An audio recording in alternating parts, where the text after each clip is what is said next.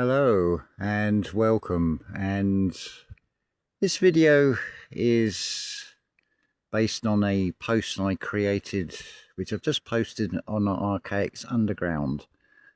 Having checked the date, I'm actually a day early, but it gives time for people to see the post in readiness for tomorrow, and that is to say Happy New Year to all errants. So first off, what is an errant? It is a free thinker, one who does not follow the crowd, who goes their own way. And I take March the 21st, the Spring Equinox, as the start of the year, which I feel is beautifully reflected in this pear tree that is in flower. The equinox is where you get equal hours of daylight and nighttime, so it's all about balance. And that is something we need to find inside ourselves, finding the balance between resting, being and doing. So split the 24-hour day up as best you can into those three parts. You don't have to be on the go all the time. That is very much encouraged by this material world. So you don't have time to stop and reflect upon things and weigh things up inside yourselves and find the balance. So to me, the 21st of March is the start of the year. Now, many may not agree with that, but this is where the balance comes in, because I'm not going to be triggered and defend what I assert as being the start of the year. And if you think about it, there is no common ground on when the year starts. Individually, you could say it's the day you were born, and that is the start of the year. You could also look at it that every day is the start of a new year. And then, of course, you've got the false Anno Domini calendar that takes January the 1st, which I feel is deliberate because it follows after a period of often overindulgence and overspending, and as people go into January, they then start stressing about how they've overspent, maybe run up debts on credit cards, just trying to please family by buying them expensive gifts that they can't actually afford, living beyond their means. Something that is reflected by all these nations' governments with their overspending and creating a world debt. You could also take the Chinese New Year, and we're in the year of the fire horse as the start of the new year. You could take the ecclesiastical year, which is March the 25th, which is called Lady Day, as the start of the year, or you may even go with April the 1st, April Fool's Day as the start of the year. But then also consider elections are often in May or November. The school year generally starts in September. So what really is the start of the year?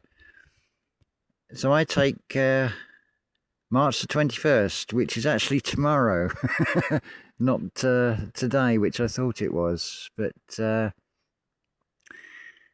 it's a... I nearly didn't make this video because it's been intermittent rain showers and the temperature's down to 14 Celsius today, so it's not the warmest of days, but equally it's not the coldest of days, and at least the wind isn't blowing and a gale, and it's not raining currently as I'm recording this video. But to understand calendars and things, I seriously recommend joining Archaics Underground and seeing why we have this false overlay and what it is trying to hide. Because time goes in cycles, time goes in loops. And what Archaics shows puts everything together. That is the solid foundation on which to build. That is a fact in this reality. If you want to put up a structure, you need to find a solid foundation.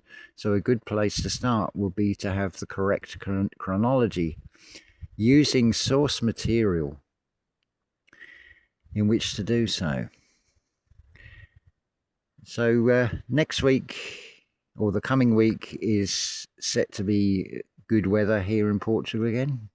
So I'm looking forward to that and being able to get on with building a new structure for this seating area.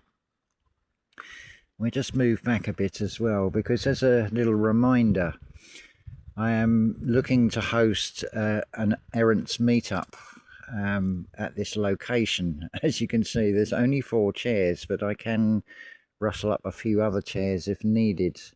And it would be beautiful to actually meet like-minded souls on the same wavelength. And certainly in Archaics Underground, you will find the entire spectrum, from those that are on the truth-seeking side to those that are on the spiritual side.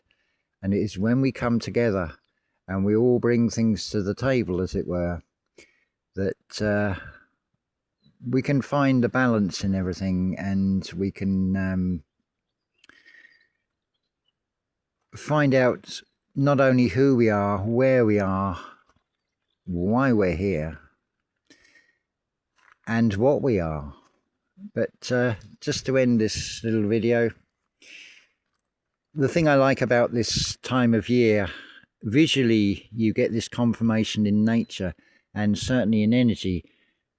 To me, the spring always feels like it's a time of growth, and this experience is about being in the living, not focusing on the dead and the past that cannot be changed, but living in the moment and appreciating what you have rather than wishing or wanting things that you haven't got, and just appreciating things as they are. And what a wonderful view I feel this pear tree makes. It's visually pleasing and a lovely reminder that to me we're at the start of the year. So just a quick little video here just to wish you all a happy new year. Now, you may not agree with it, but that's up to you. Do your own thing. We can agree to disagree. But it's all conceptual, really. But I feel that nature actually does sort of reflect this. And I just like this idea of the balance between the day and the night, and as a sort of metaphor as much as anything else. So, as always, I'm going to say unconditional love to you all. It's been a very hard week, where I had actually got down to just 61 pence in the bank account. Now, the cats are all right for over a week worth of food, but I'm having to be very inventive with the little bit I've got left. So I'd invite you all to step this way for a personal tarot card reading, which could really make a difference to your lives in a very positive way. It's not a prediction into the future. It is looking at your current situation and what comes through in the artwork of the cards that will give you a confirmation or an affirmation of this is the situation as it is at the moment. So it will be helping you, and it would definitely be helping me. So I'll leave that there. Links are in the description. If you do wish to take up a tarot card reading, or even wish to send a donation, I'd appreciate it if you could do it in pounds sterling. It makes things a lot easier with currency exchanges and things for myself, because that hidden hand always likes to take a little bit. It's like, oh, you want to change currency? Oh, we'll take a bit for the having to change the currency over. But there's 2 hidden hands at work in this reality, because there's always a balance in everything. There's always a left and a right, a left hand and a right hand, which, unless you're an amputee, you have a left hand and a right hand.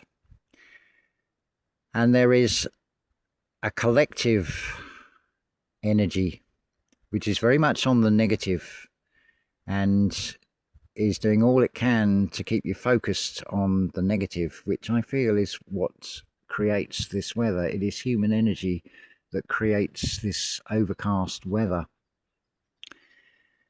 But there is also another subtle body called the folk soul, which I will be talking about in future videos. That is the beneficial one that will be the best thing to help humanity in general.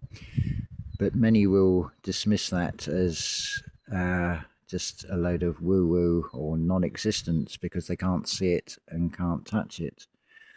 But just consider how many are in a state of fear, or they're trying to work harder to improve their circumstances, and how many actually do.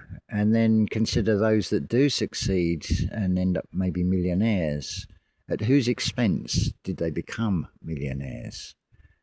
I certainly don't want to be a millionaire, because that would give me a whole set of new problems and headaches to worry about, just to have enough to be content and remain in balance. So we'll end that video there.